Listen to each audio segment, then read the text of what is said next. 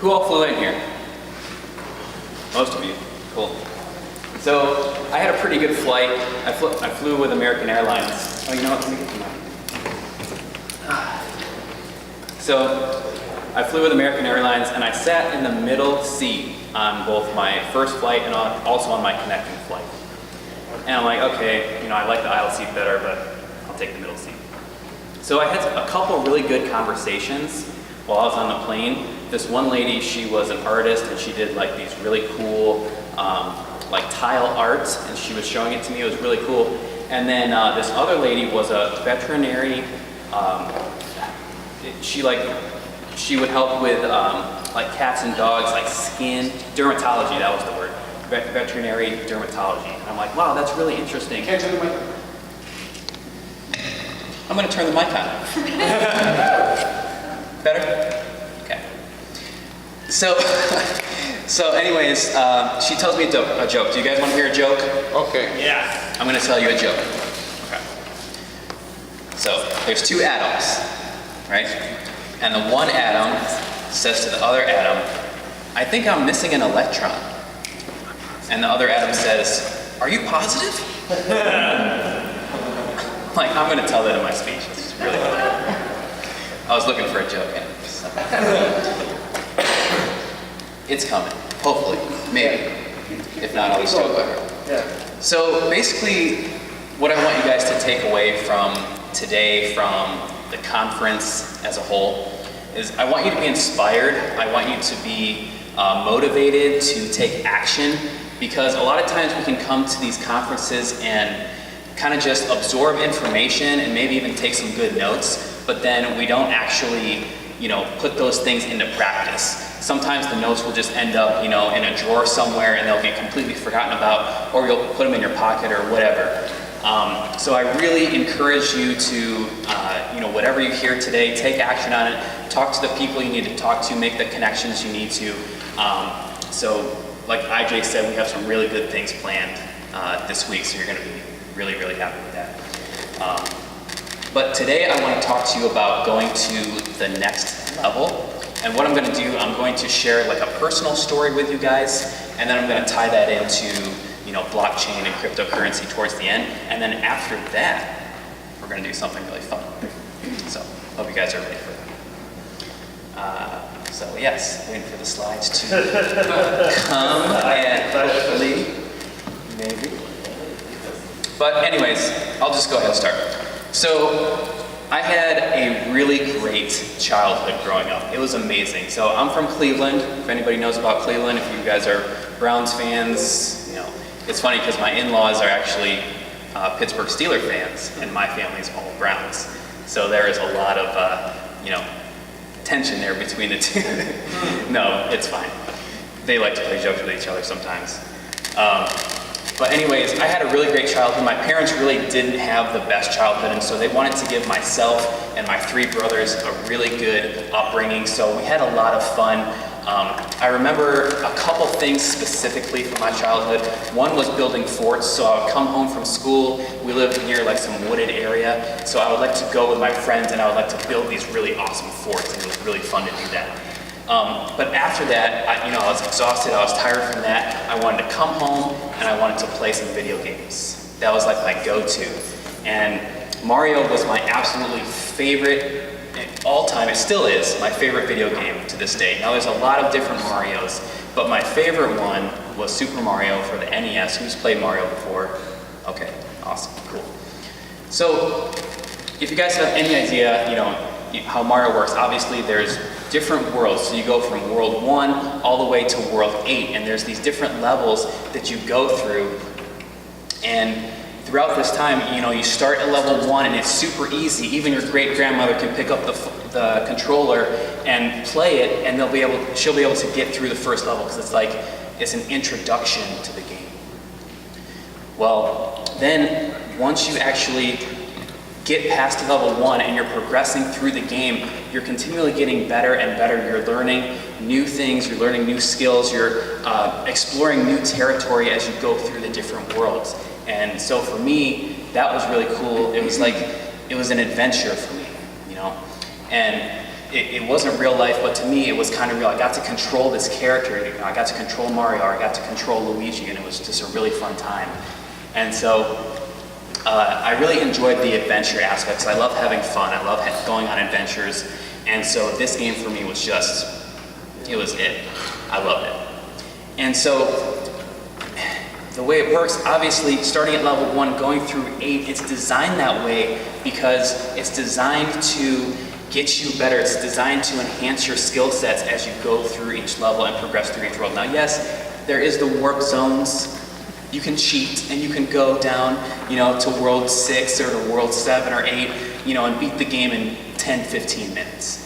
But really, it's designed to go from level 1, you know, you start at this world and you go all the way up to 8. You go through and you beat the different enemies. You've got the Koopa Troopas, you know, you've got the Spinies, you've got the fake Bowsers at the end of each world, because the real ones at the end, you've got to save the princess, right? That's the goal, is to save the princess. That's what you want to do, right? And so throughout this time, you're facing these enemies and you're you know, getting over these challenges and whatnot, and you're continually improving your skill set, you're continually getting better and going to the next level. So that is what the game is all about. The slide's not working. Keep going, you're doing great. Cool, I'll just do it by memorization, I guess. So that's kind of, it kind of relates to life as well, because throughout life there's going to be different obstacles, there's going to be different challenges that we're going to run into, and it's all about how we perceive those. You know, we can perceive those in a negative manner and think, you know, woe is me, you know, why am I going through this right now? I don't know why I'm experiencing this right now in my life. But if we kind of look at it from a different perspective, and we look at it from a different lens, and we change our angle of perspective, we'll realize that the things that we're actually going through, the challenges, the hardships, the enemies that we're facing, they're actually there for a reason. They're there to teach us something. They're there to take us to the next level in our life. So I feel like there's a parallel there between video games. No? Okay. It's fine. No pictures anyways. So there's a parallel between, you know, playing Mario and just life itself. And so I thought about this notion. I thought it'd be a really cool thing to talk about. And it really ties into blockchain as well, because we want to be fully immersed in this environment. We want to learn as much as we can. We want to be here in a crowd like this. You guys are here because you want to learn, you want to collaborate with other people, you want to learn about different projects, and that's awesome. It's super important to do that. So I like to think about this. It's going to the next level kind of requires a shift. It requires a shift in your thinking. It requires a shift in your leadership, in your habits. And I often think of the story of David and Goliath. Have you guys ever heard David and Goliath story? Right? So David was this shepherd boy, and he was just a person who was not looked up to in his circle, in his family, and he would tend to the sheep. And lo and behold, he was actually destined to face Goliath, who was actually the biggest giant in the entire Philistine army. This was 3,000 years ago. He was destined to face him, and he beat him, and he stood up, and the rest of the Israelite army all ran away in fear.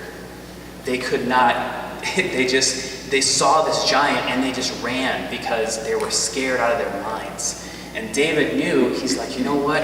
I'm going to face this guy. I'm destined to do it. Yes, I'm small, but I believe, right? And so he took a rock and he just threw it at Goliath and took him down. And so the whole army just took off. The whole Philistine army was afraid of David, and they all just ran. And so he had victory that day.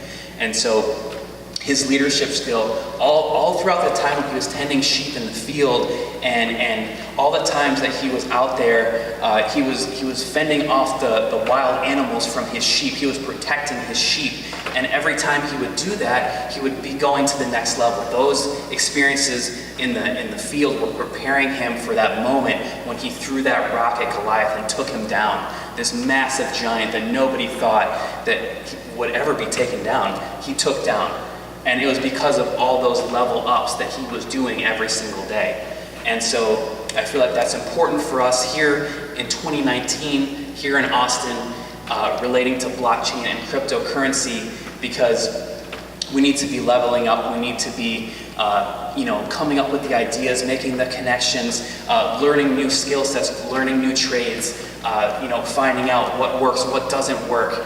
And I feel like if we do that, we're gonna succeed, we're gonna actually find what we're looking for and actually make it in the blockchain space. So that's what I wanted to talk to you guys about today. From memory, without slides. So there you go.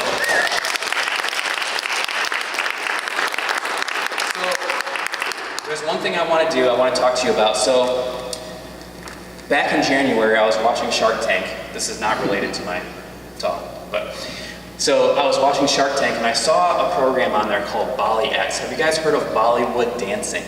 Has anyone heard of Bollywood? So basically, the film industry of India uses this type of dance in their films, okay? So it's really awesome, and so what happened is, the creator of this program, it's called BollyX, he decided, you know what, I'm gonna combine this dance with an exercise routine so people can get in great shape as they also are having fun with the choreography and just dancing along to the beat. So I'm like, you know what, that looks really cool. I think I could be an instructor for that, and I could teach people how to do that and just have a lot of fun and get in great shape at the same time. And so I started doing that back in January. And so I've been practicing from then all the way up until now at 5:30 in the morning this morning. I was in my room just practicing. So what I want to do is kind of like an interactive session with you guys. If you're up to it, I know you didn't think that you were going to be moving around this morning. You thought you were going to be sitting in your chairs. But I want to actually get you guys up out of your chairs. And I actually want to do 2 different songs with you guys. The first one is Indian based. Okay, so it's Indian language and the choreography is as well. It's a warm-up song. The second song is an American song, but it's the Indian choreography, okay? So, who is with me? What I want to do is I actually want to get off of this stage and I actually want to move like towards the back because there's more space back there. So I actually want to like move off of this stage. I mean, I could do it up here, but I want you guys to have enough room to do that. So let's all move. You can talk amongst yourself, and let's move, get out of your chairs, and go to the back. Now, keep in mind, before January, I did not dance at all. Just a warning to you guys, no dancing at all. So this has just been 3 months worth of work, okay? This first one's called Chamak Chalo, okay?